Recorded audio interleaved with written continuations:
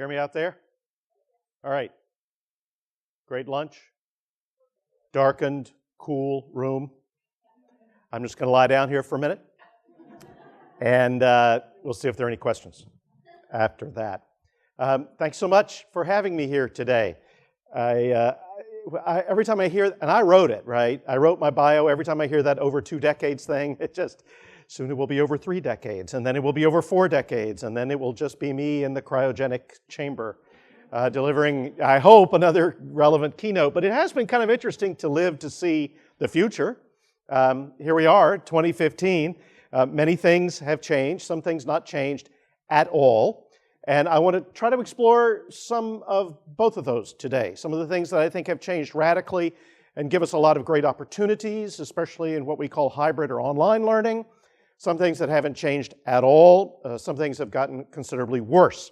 I think the challenge that we face, if we want to think about student engagement, is no different than the challenge we faced in either of my 2 decades or the many decades that preceded my 2 decades. So that's why I want to start with Jerome Bruner and a slide full of words. And if you really want to follow along with the words, that's going to be the bright screen where you'll be able to see them. In 1966, Jerome Bruner writes, "The will to learn is an intrinsic motive, one that finds both its source and its reward in its own exercise.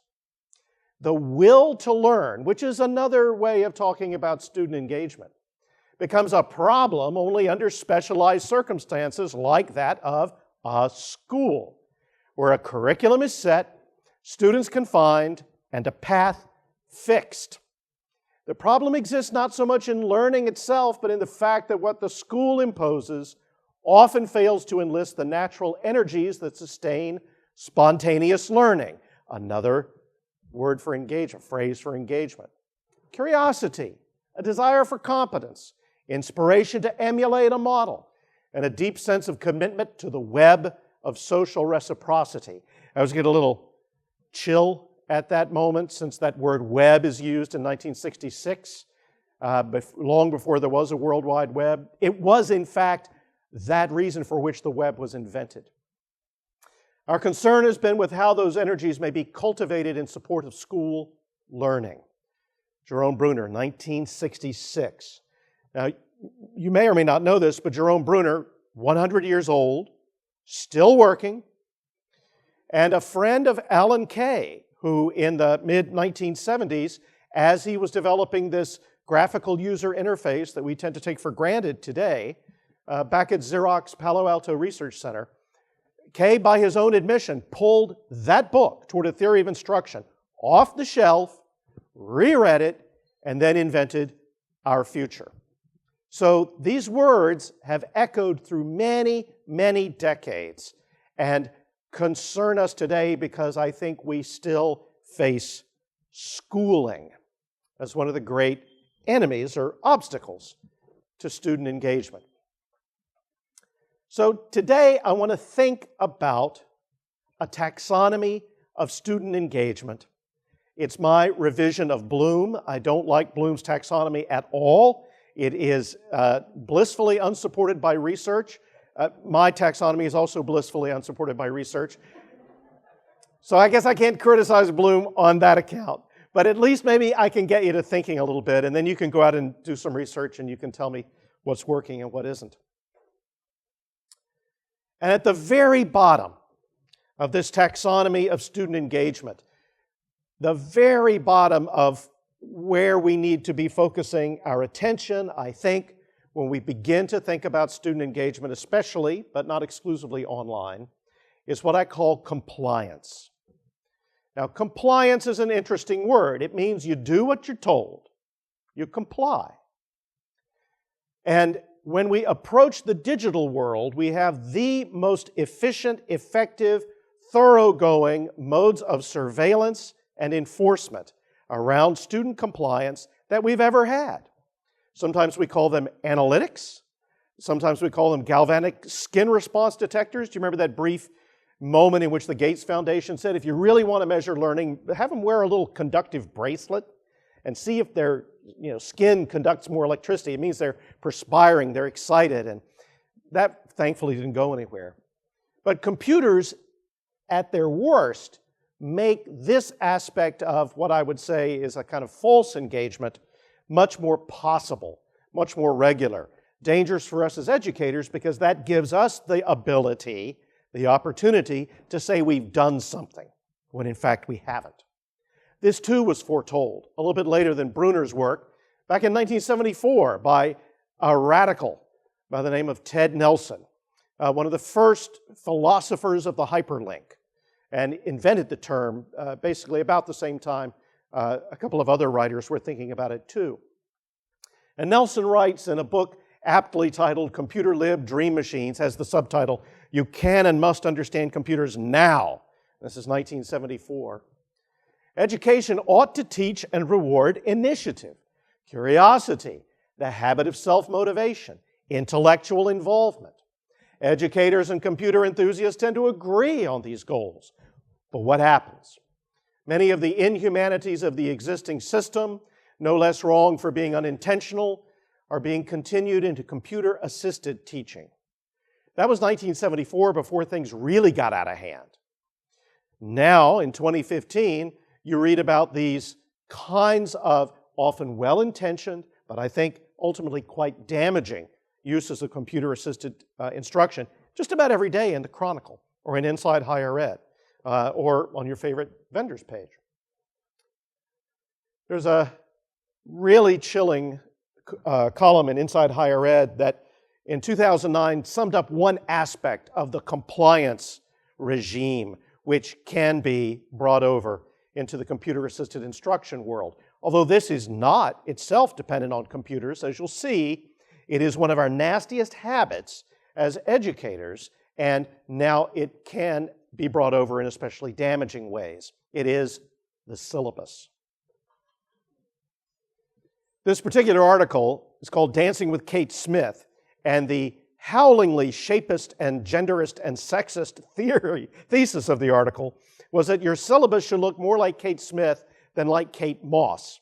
So, okay, we can start there, but it's the words that this person has written that really, really, I think, serve as a cautionary tale. All the assumptions that we hold as educators. Of course you have to have a syllabus. Of course it must have learning outcomes. Of course it has to look a certain way. Look at this. It's kind of a mirror for us. A good syllabus is the organizing structure of a course, an unambiguous statement of expectations, and a professor's first line of defense in disputes over policy, procedure, and grades. Your syllabus should lay out what you expect students to do, why you want it, when you want it, and what happens if students don't comply.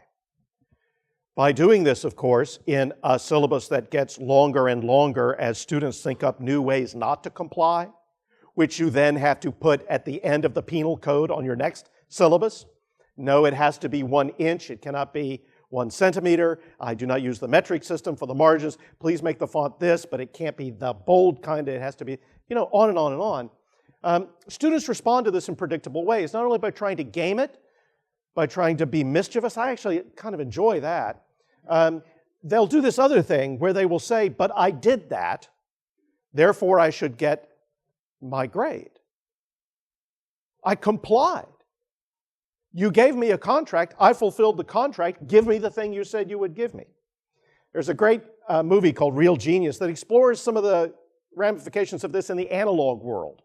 If the idea is that you show up, the expectations are clear, the professor delivers them, you regurgitate them, the one metaphor that's persisted since I was in school, at the end of the term, well, in the analog world, you can see the professor's up there lecturing away, and the really smart students have brought, in that day, cassette recorders. This is a 1980s movie. How many of you have seen Real Genius, by the way? Good, my people.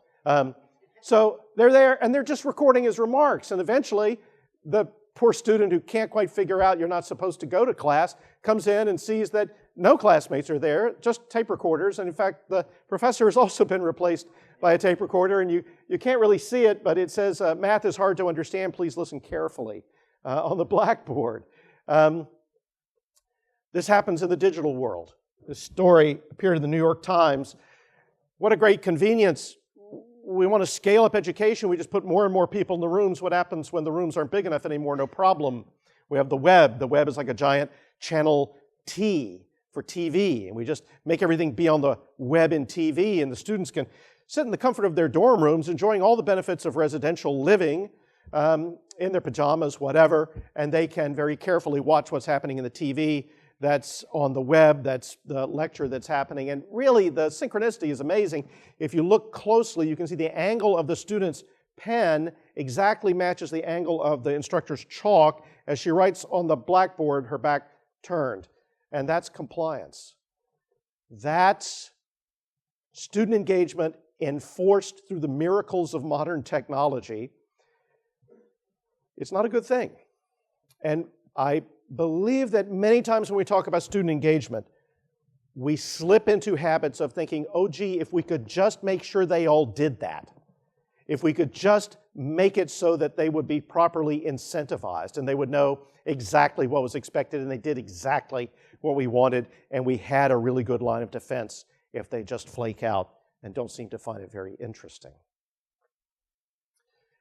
And there are even these illusions that certain educational providers foster about student engagement being a kind of anytime, anywhere access to the delivery of courses. I love that. The delivery of courses or the delivery of coursework. I guess the students either have a little thing on their dorm doors that says, please leave it here, no signature required, or maybe they get it via a drone, the coursework comes in, they do the coursework, they send it back.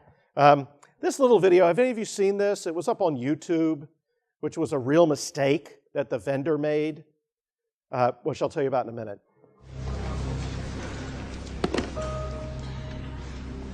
I stand before you today to apologize. The system has failed you. I have failed you.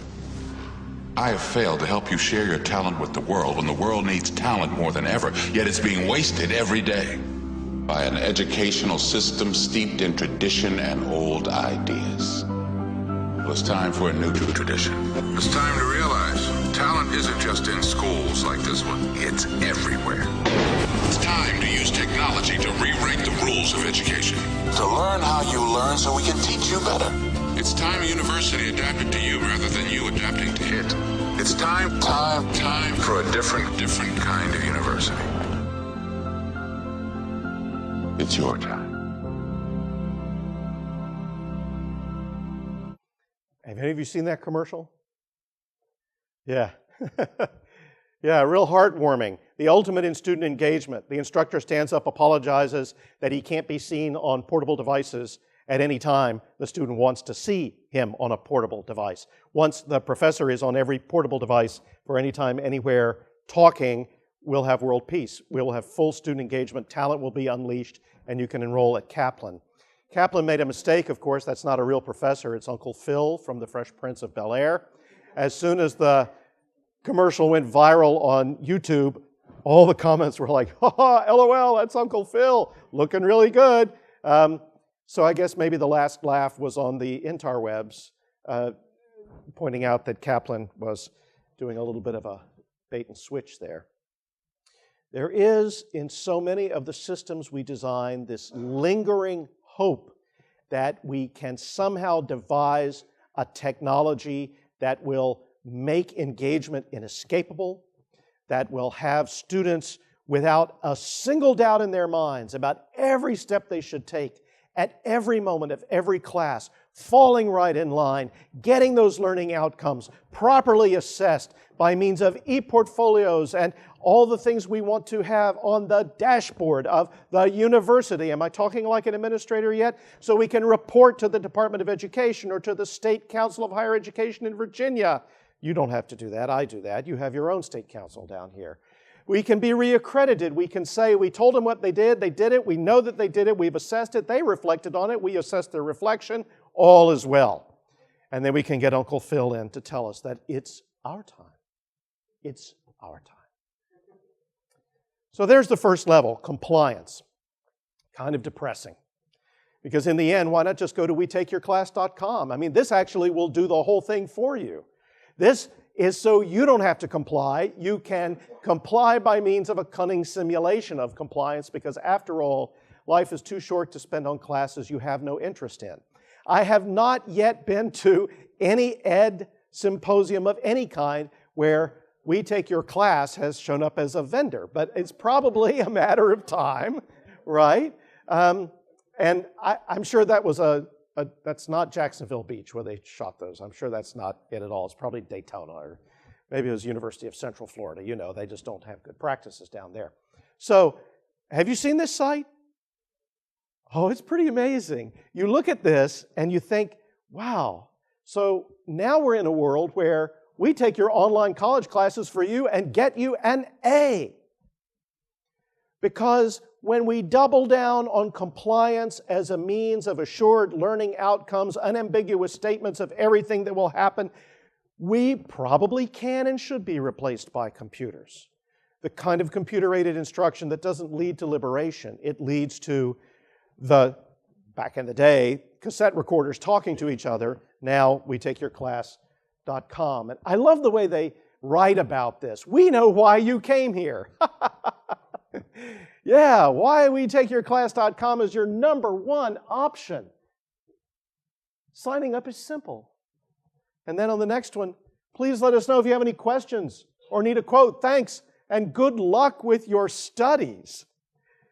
I don't think they mean that the way I would like to mean it, which good luck with your studies. You know, they're not your studies anymore. Unfortunately, the regimen of schooling that I find myself inhabiting is one in which I believe students have this kind of belief about learning in an institution, whether or not they ever choose to go to wetakeyourclass.com or get your English paper written on Milton.com or wherever you need to go to get your studies done for you. Very sad. Doesn't make any sense. You will never see gourmetmeal.com. I mean, there's no such service, right? No one would ever pay for that. WeMarryYourSoulmate.com. Don't go there. We'll take care of that for you. We'll be in a fulfilling lifelong relationship so you don't have to be. Doesn't happen. WeDoYourWorkout.com. Actually, I've thought about that. But you know what will happen. Somebody will get very buff while I will continue to develop into a pear-shaped professor. And WeHaveYourSurgery.com. I am staying right across from the Mayo Clinic, but no, it's irrational, right? If you want to find out whether you're okay, you don't take somebody else's x-rays in and say, please tell me I'm okay, right? You don't even think about that. But there's something about the structures of schooling we've put together with that compliance layer that we somehow translate into student engagement that I think leads to this kind of absurdity. So how do we begin to ascend from compliance? How about interest? Interest would be a nice thing to have in learning.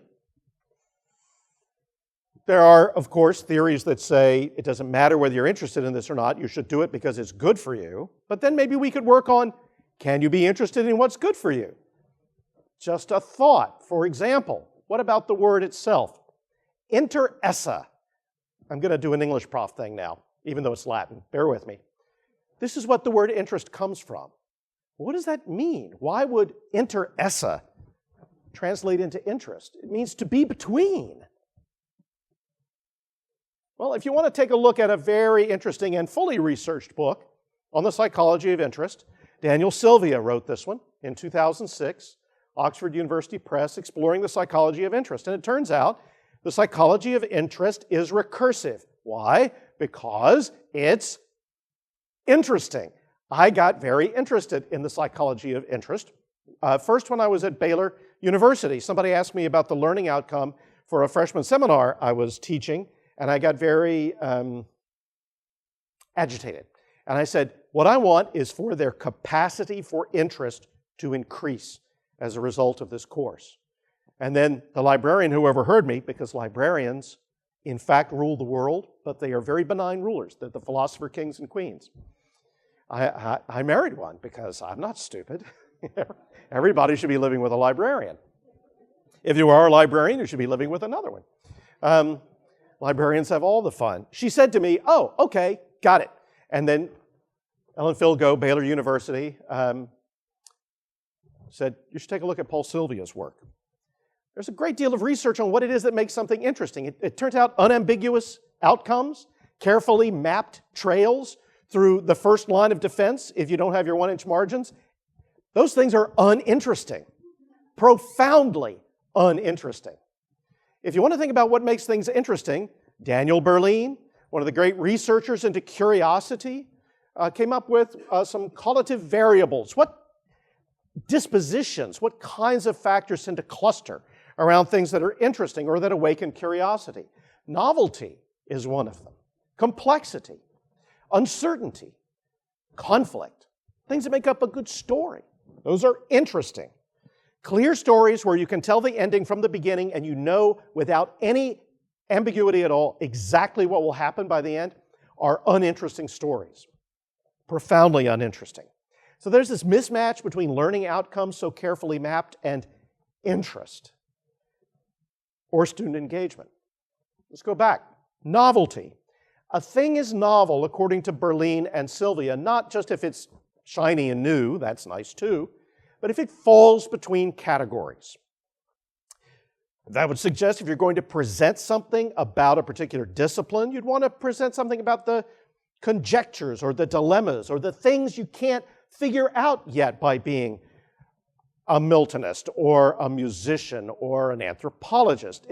What's falling in between the categories, and how do those questions, what Bruner calls conjectures and dilemmas, drive the field of study forward? Hard to do that in an absolutely linear map. Complexity has to do with a lot of dissimilarity within the set, all right? That if there is nothing but uniformity, that's not complex. If many, many things are in there and they're of different kinds, then that becomes complex. That drives interest.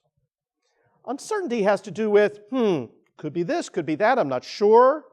Either could happen, which then leads us back to the numerous dissimilarities in the set and the idea that things need to be approached from conjectures and dilemmas. And then conflict. It can't be both this and that. There are simultaneous incompatibilities. Those sorts of things, while they're in a good tension and in good proportion, drive interest. It turns out that students even remember things longer if the fonts aren't uniform.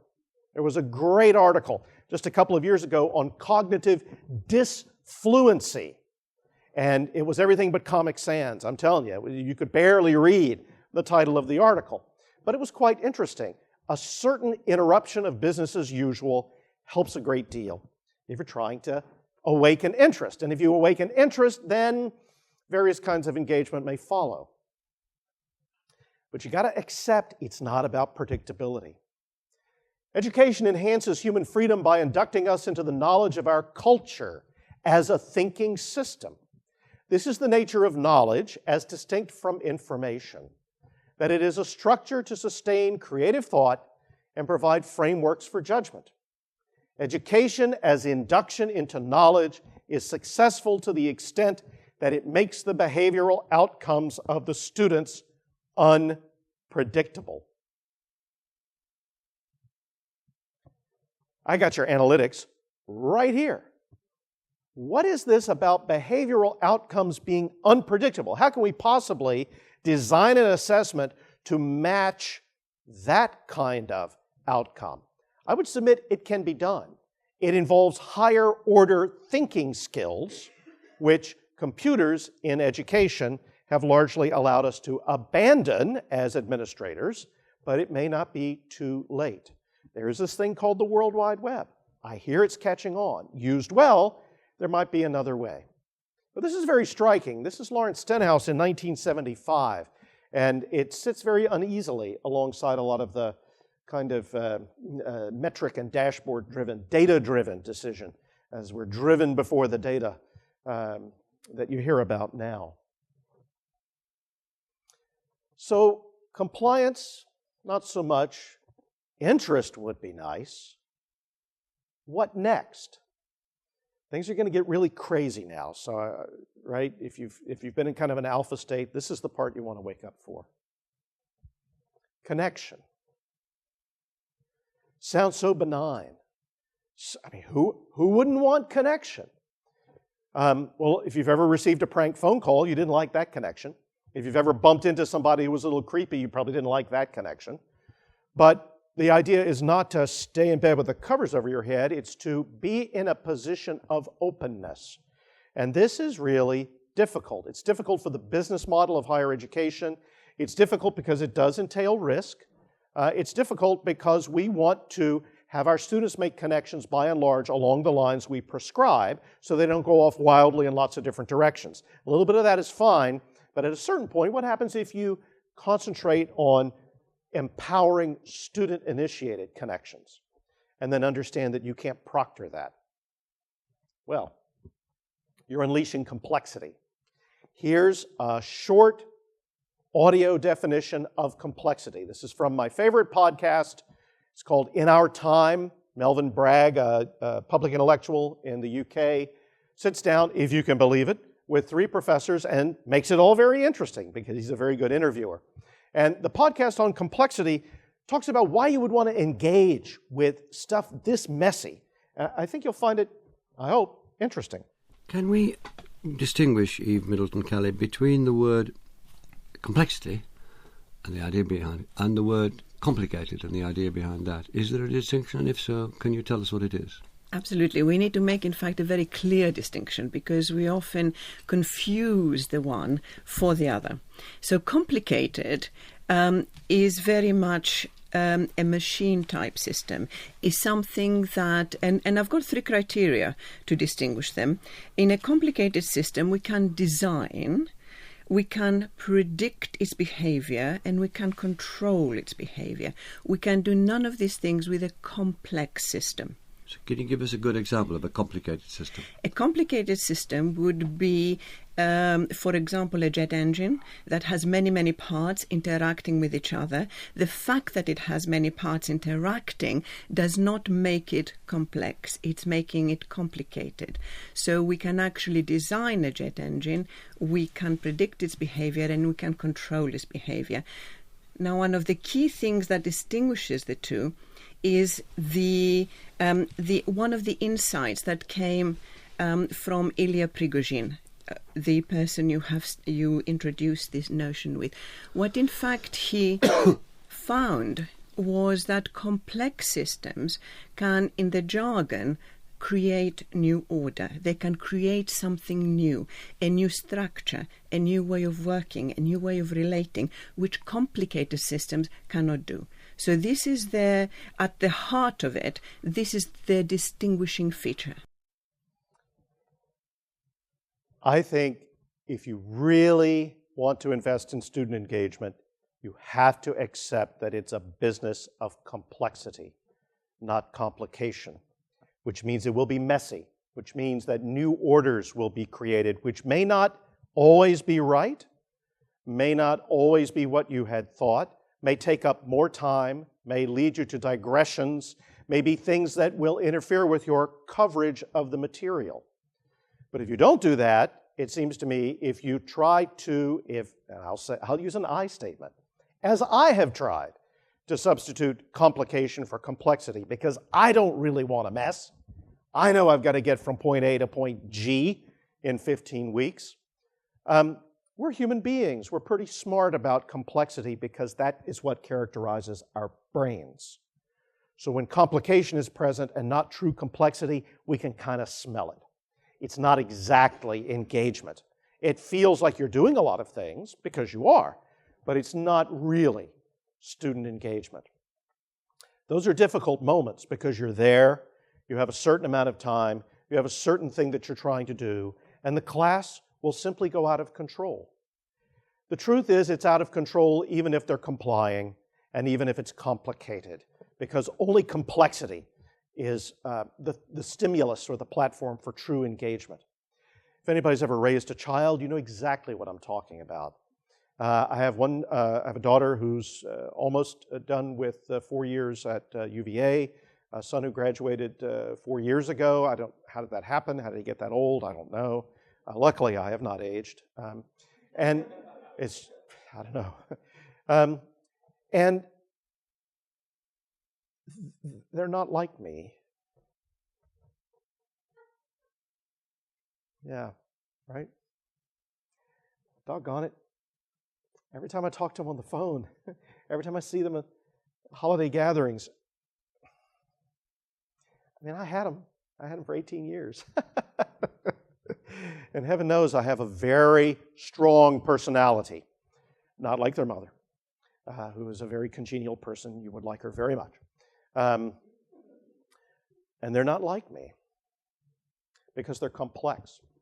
They were a complex system. And there are those moments when the not like me comes back in a loving way that helps me understand why it was okay to feel like I was failing during those years. Because it was complexity. And the memo was, there was nothing I could do to stop it. I could try to foster it. It was their mother who did most of that. If you want to engage with complexity, don't do single sign-on. Don't make everything a one-stop shop. Don't unify everything without any kind of swirling madness. This is a connectivist MOOC that a number of us ran. It was a sophomore-level research writing class at VCU. We are now in our second iteration. This was from the summer of 2014. All the students on their own blog sites, open participants invited. We took everything, put it in a big swirl, Twitter, all the blog posts, video interviews, just everything. Everything the motto is, will it blend? And yes. And will it aggregate? And oh my, yes. Completely unpredictable stuff. I had the temerity to interview Alan Kay in a Google Hangout. I had allotted an hour when Alan was on hour 3 and it was getting better and better. I said, let's go, let's do this. I have no idea if any student actually watched all 3 hours. But that's okay. All up on this site, you can get to it, thoughtvectors.net. It's all up in the open. You want to see what happened? There's the URL. We had 2,800 total posts plus syndicated in from 144 total blogs, all just, here we go, hang on. I think it was a pretty complex system. As people began to interact with each other, some of those complexities became quite visible. You could see, okay, what was coming in tagged, who was doing what, which ones were open, which ones were within the classes, what was happening on Twitter, what was happening in the world of tags, what was happening on Twitter generally. We even got a thing from the Open University in the UK, a fellow named Martin Hawksey has rigged up Google spreadsheets so you can make a more or less real-time tag explorer, which maps the growth of a Twitter network over time and will actually play back a movie for each person aggregated in here showing the Twitter engagement over time. And you can start to see, are people just engaging with assignments or are they starting to adopt this as a practice? And by the end of it, it looks like that. I don't know why it looks like the Death Star. Probably there's some power law involved. But each one of those nodes is a story of engagement. Not predicted, couldn't possibly tell you how it was all going to turn out, and it's still going. That hashtag is still active as we teach the course this time. This time we have the great advantage of saying to the current students, look at the complexity unleashed last time. Let's make some complex sense of the complexity. It's chaotic. The edge of chaos is where life has enough stability to sustain itself and enough creativity to deserve the name of life. The edge of chaos is where new ideas and innovative genotypes are forever nibbling away at the edges of the status quo. The edge of chaos is the constantly shifting battle zone between stagnation and anarchy, the one place where a complex system can be spontaneous, adaptive, and alive. That, I believe, is the zone of student engagement. It's nice when you're saying something fascinating and they've all prepared for class and everybody's raising their hands. That's great. What's really startling is if the class has begun before you walk in the room because they had something they needed to talk about and they just couldn't wait. That happens every now and then. The real question then is, how do you, as an instructor, help that to happen more without making it happen in a way that is just a simulation or that kills it? The question is how to use computers and networks in a way to make this kind of edge of chaos zone more available, more lively, more frequent, even adopted as an intellectual practice by the students themselves.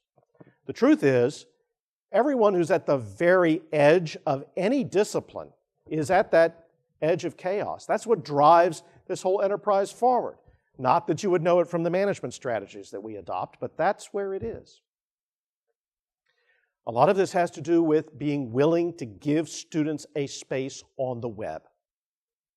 One that is not inside a learning management system, one that is not prescribed by the school itself, yet one that can be provided and benignly encouraged by the institution.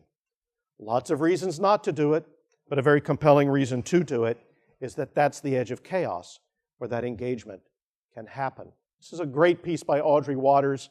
I recommend it to you highly. It talks about some of the work that way back in the day I was helping to do, Andy was involved in. Jim Groom, your keynote from a couple of years ago, you probably heard something about that up at the University of Mary Washington. It was a crazy time. It was very, very interesting. But the part of the story that doesn't often get told is that we had a CIO who was just fine with the edge of chaos. And of course, CIOs get fired on the spot when the chaos gets out of hand. So a very brave CIO. Turns out he was interested in learning. And the other thing that doesn't get talked about a lot is that a domain of one's own began with the staff in the Division of Teaching and Learning Technologies before it ever went to the students or to any faculty, because it's important to walk the talk. And if you get interested, if you want to see what's on our WordPress site now at VCU, we're the VCU Rams, which I love every day because we could name our WordPress site Rampages. So we are at rampages.us, and there's a URL up there, rampages.us/examples, where one of our teaching learning, I was going to say technologist. Yeah, and I guess Leonardo did some scribbles. I mean, what do you say? One of our teaching learning instigators, Tom Woodward, helped to put this together because really the best way to do this is not to prescribe what the edge of chaos is. Now it's not chaotic anymore. It's just to say, I'll have what she's having. I'll have what he's having. I'd like to explore how that got together. So really it's all about Miss Frizzle on the edge of chaos. Take chances, make mistakes, get messy. Not because it's safe and you won't fail, but because failure is also a mode of learning. And if you write it out of existence, you've removed a very important part of that edge of chaos.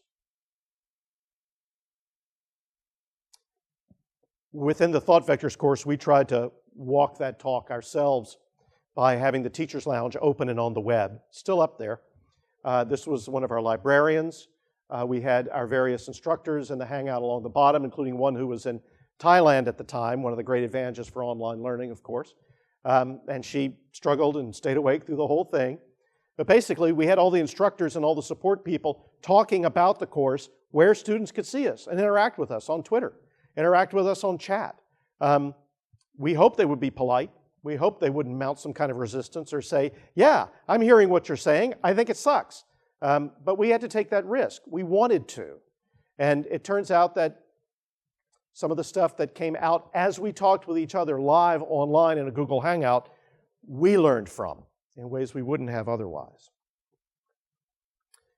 Compliance, not so much. Interest sure would be nice. Connection, gulp. Okay. But there's one more.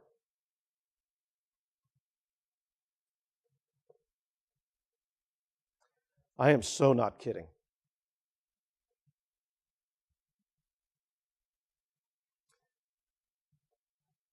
Don't believe me? Believe somebody from Harvard. This is Chris Deedy. He said this in 2007. It was such an electric moment that I thought, oh, they've got to podcast this. They've got to podcast this. They did. I downloaded the audio. There it is. It's not on the EDUCAUSE website anymore. It doesn't matter. I have it. Here's what it sounds like. Our assumptions about learning are fundamentally flawed. I want to describe 3 kinds of common human behaviors and put them on a continuum from simple to complex: sleeping, eating, and bonding. People are pretty much alike in the way that they sleep. If you're designing hotel rooms, it's pretty easy to create a hotel room that works for anybody across any culture in terms of what they need to sleep. Eating is much more variable. People like to eat very different things, and they like to eat them in very different ways. They like the eating experience to be quite different. So if you're designing a restaurant, not just the architecture, but the menu and the style of dining that goes on, there's incredible variety. Bonding is more complex still. People bond to pets. People bond to sports teams. People bond to people who are like them, who are opposite to them. They bond sexually. They bond platonically. They bond to groups. People who study bonding are struck by how incredibly rich and varied it is. We treat learning like sleeping. But everything we know about learning suggests that it's like bonding, or at least like eating. And yet the very, very best of our high-end learning environments have less variety than a bad fast food restaurant.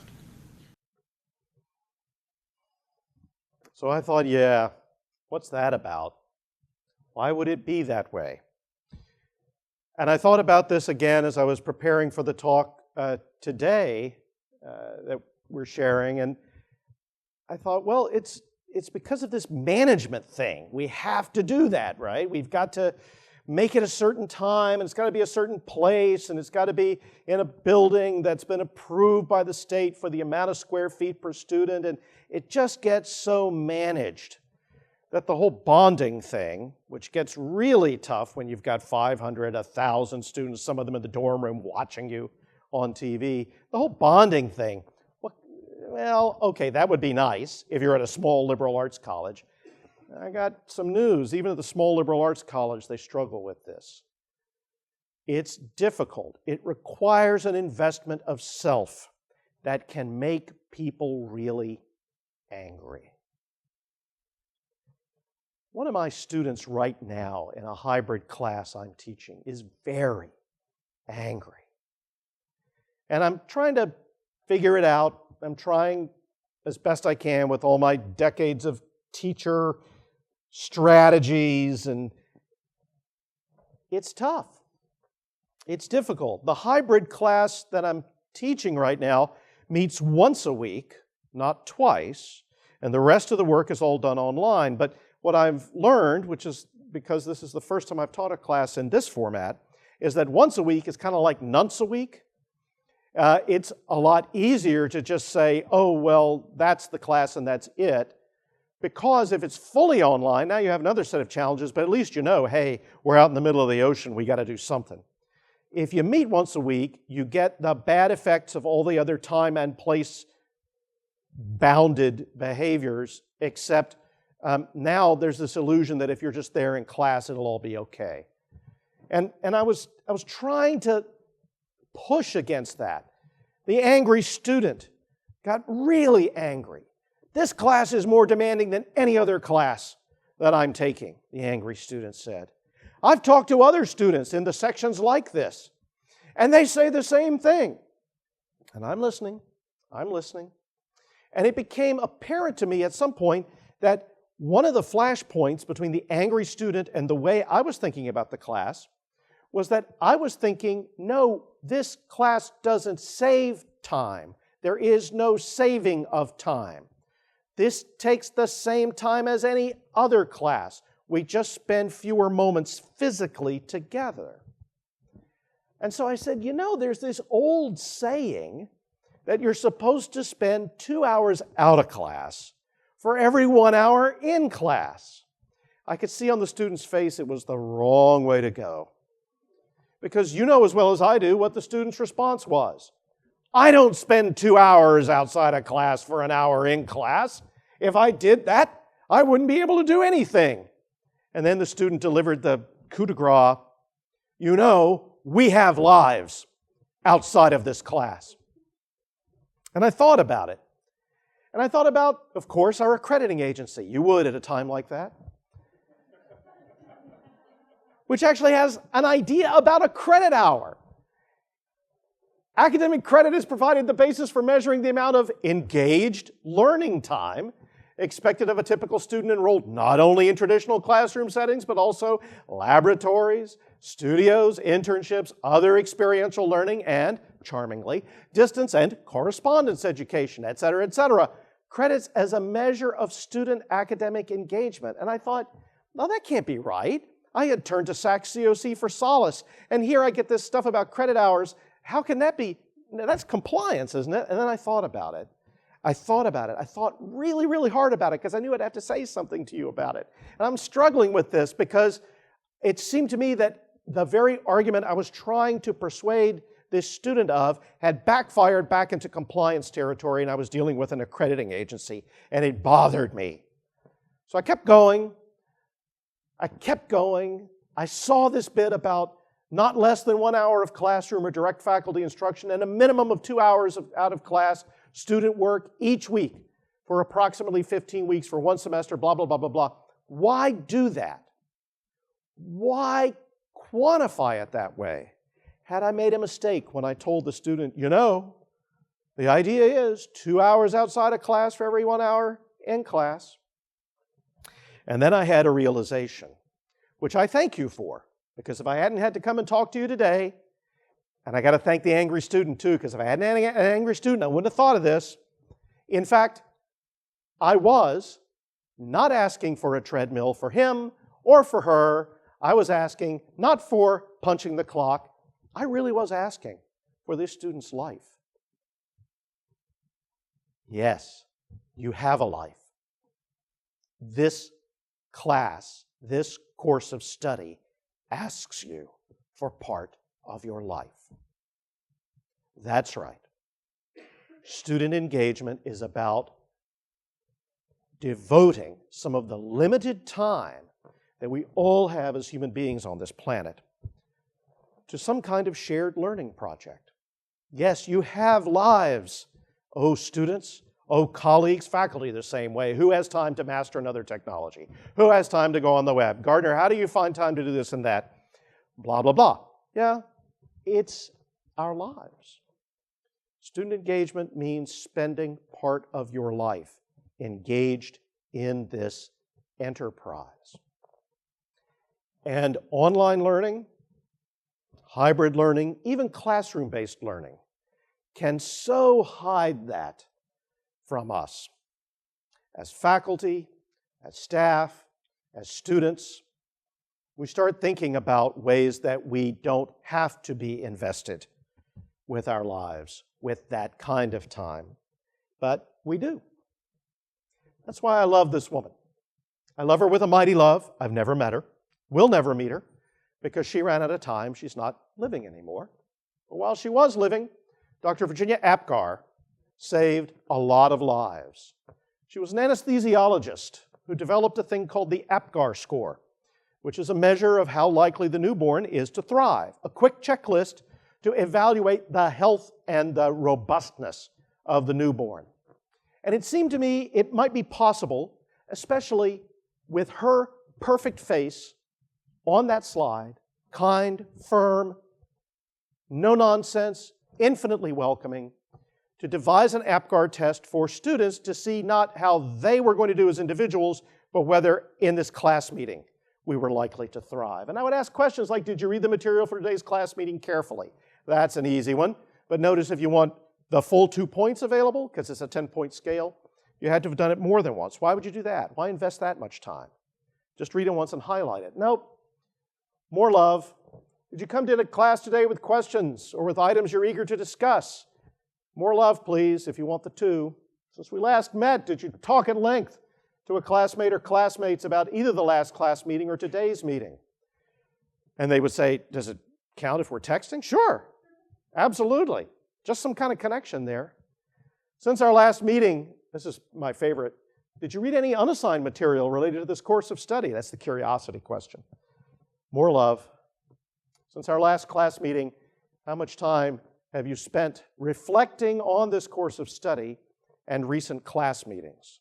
Which to me is the resurrection of the syllabus, because as we know, even if the syllabus becomes a kind of a legal contract, somewhere at the beating heart of a syllabus is a lot of thought about what would be most likely to sustain interest and result in good learning over time. There's an implicit story in the syllabus, which it's nice when students reflect on it.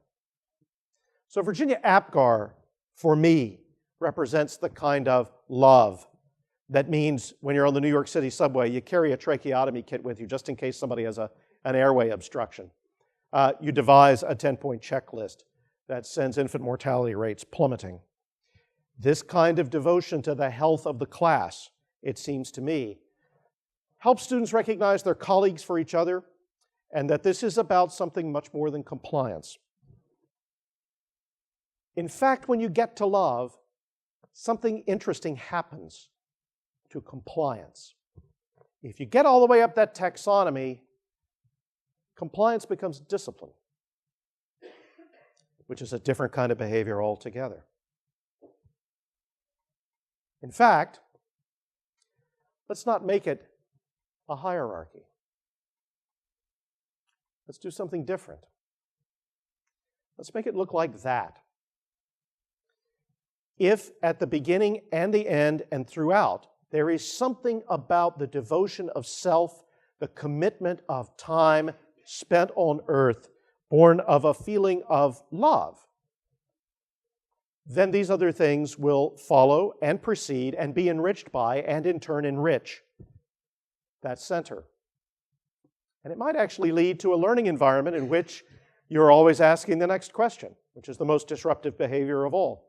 That's a symbol that was adopted by science fiction writer Theodore Sturgeon, whose famous Sturgeon's Law, 95% of everything is crap. Most people know that.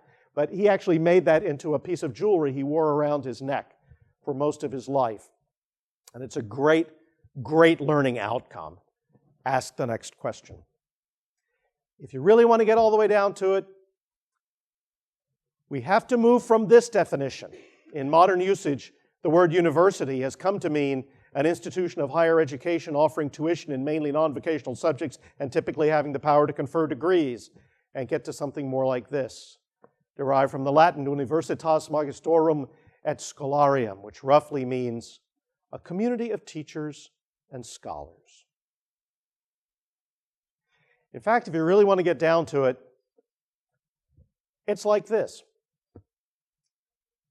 That's Cupid and Psyche, the heart and the mind, looking into each other's eyes, where if you're that close, you can actually see each other's reflections.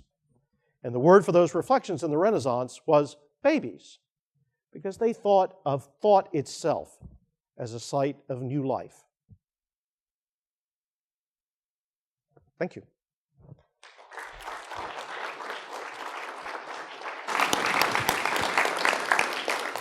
Okay, thank you very much. We're going to take a few minutes for some question and answer. So if some people have some questions, I'll be more than happy to try and race over to you, despite all the barbecue I just ate, and hand you the microphone.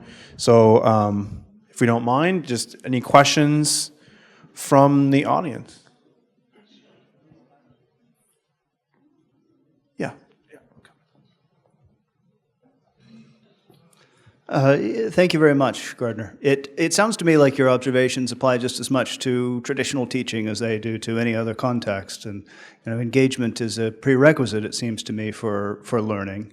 I wonder if you could comment on whether or not you think there is a distinct challenge to conveying that kind of passionate engagement online in the context that we're maybe less familiar with traditionally in the classroom.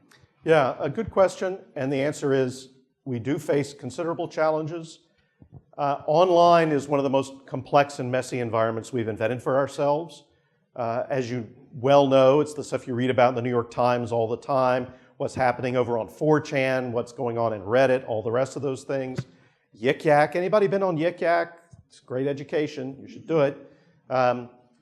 So what we've tried to do, essentially, it seems to me, is figure out a way to make online just as restrictive and focused as possible.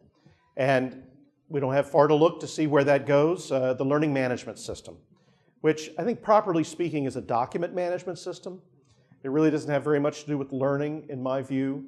And it does hide some of the great and rich possibilities for engagement from the students.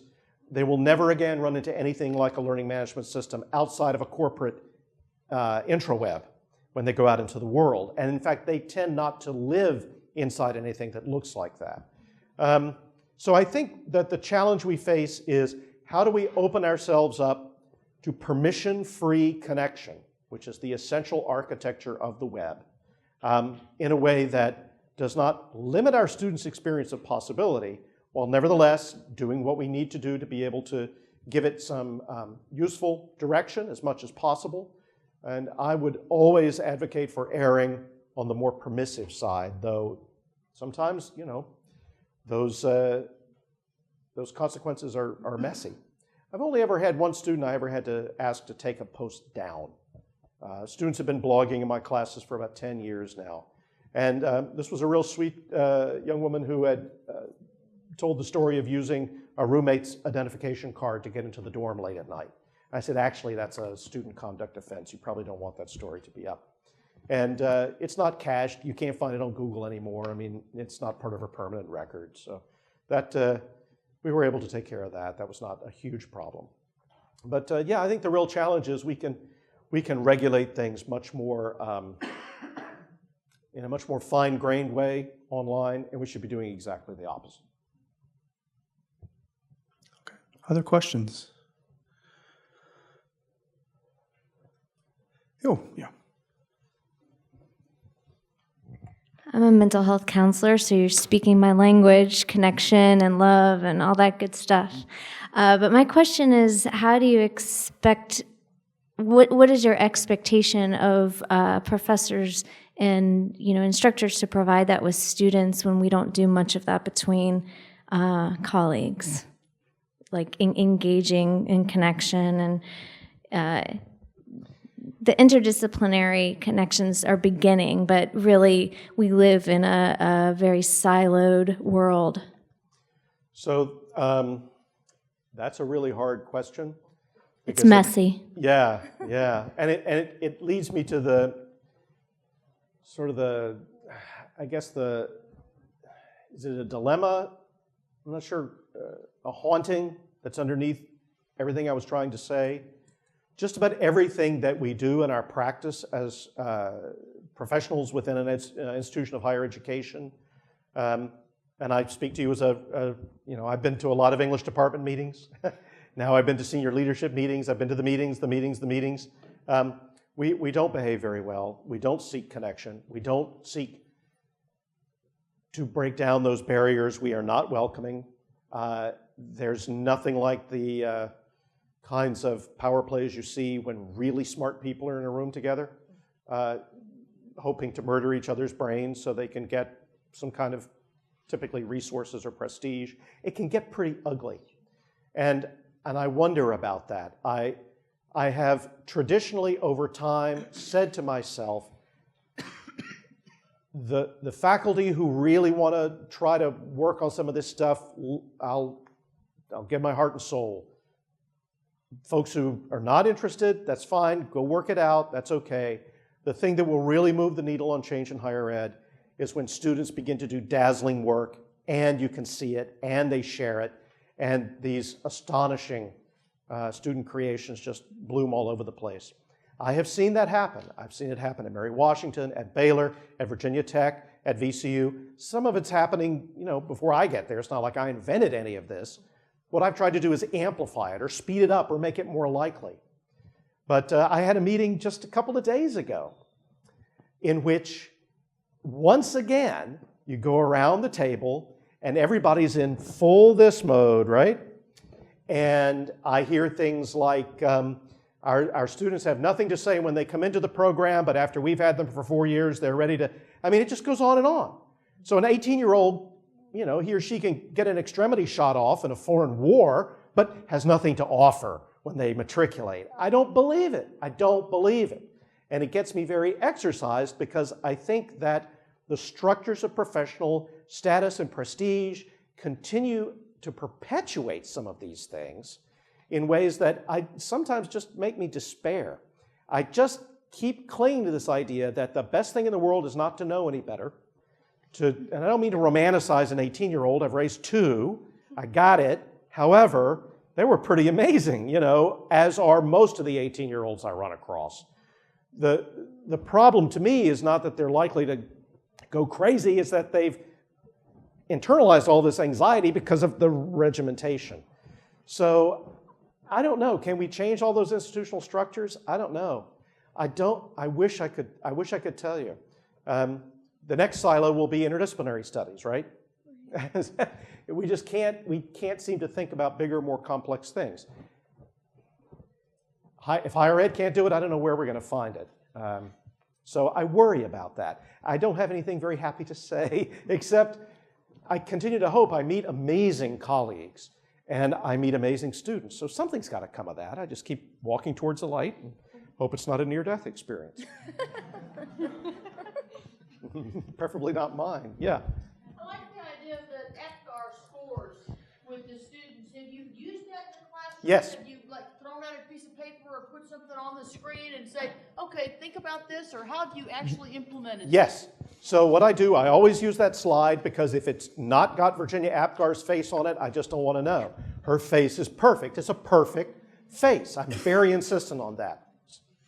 So it's up there. I get them to write it all down. It's anonymous.